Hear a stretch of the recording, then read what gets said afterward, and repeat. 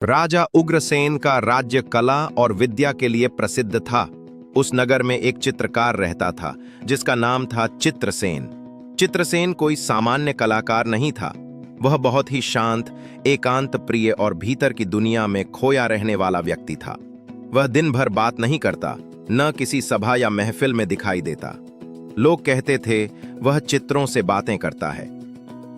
रोज एक ही स्थान पर जाता, नगर के बाहर एक पुराने सरोवर के किनारे। वहां एक विशाल पीपल का पेड़ था जिसकी छाया में वह अपने रंग, ब्रश और कागज के साथ घंटों बैठा रहता। उसके चित्रों में जान होती थी। हर रंग बोलता था, हर रेखा कुछ कहती थी। लेकिन उसके हर चित्र में एक ही अधूरी बात होती थी।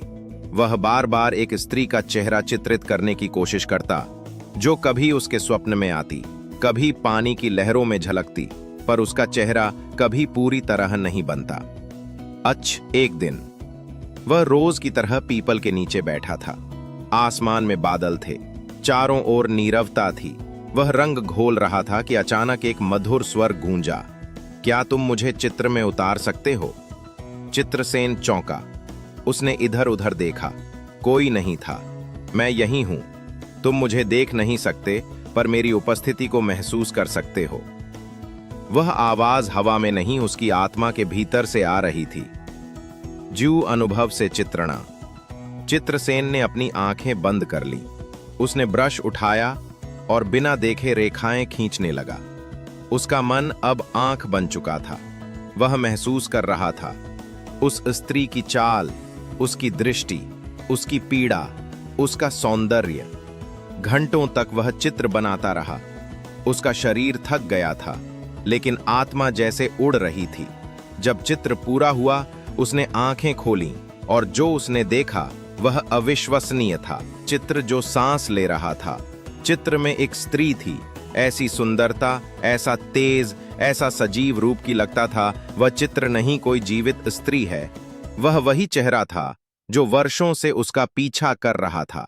अब वह कागज पर उतर आया था, संपूर्ण, स्पष्ट और दिव्य। सांस सांस। तभी वही आवाज फिर गूंजी, अब तुमने मुझे मुक्त कर दिया। मैं वर्षों से इस सरोवर में बंधी आत्मा थी। तुम्हारी कला ने मुझे आकार दिया। अब मैं स्वर्ग जा रही हूं। और उसके साथ ही वातावरण फिर से शांत हो गया।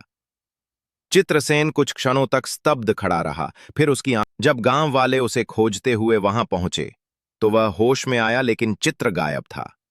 जहां वह चित्र रखा था वहां केवल एक हल्की सी चमक और ताजी सौंधी गंध थी, जैसे वहां कोई पवित्र उपस्थिति अभी अभी थी। चित्रसेन अब वैसा ना रहा। उसकी कला में अब एक दिव्यता आ गई थी। उसकी पेंटिंग्स को देखकर लोग रोते, मुस्कुराते और कुछ खोया हुआ पा लेते। एक परंपरा बन गई। कहते हैं उस दिन के बाद से जो भी चित्रकार उस पीपल के नीचे बैठता, उसकी कला में कुछ असाधारण आ जाता। लोग अब भी उस स्थान को मुक्ति वृक्ष कहते हैं। और चित्रसेन वह चित्रों के माध्यम से लोगों के जीवन में प्रकाश भरता रहा। लेकिन उसने कभी दोबारा वह चित्र नहीं बनाया, क्योंकि वह चित्र अब अमर था।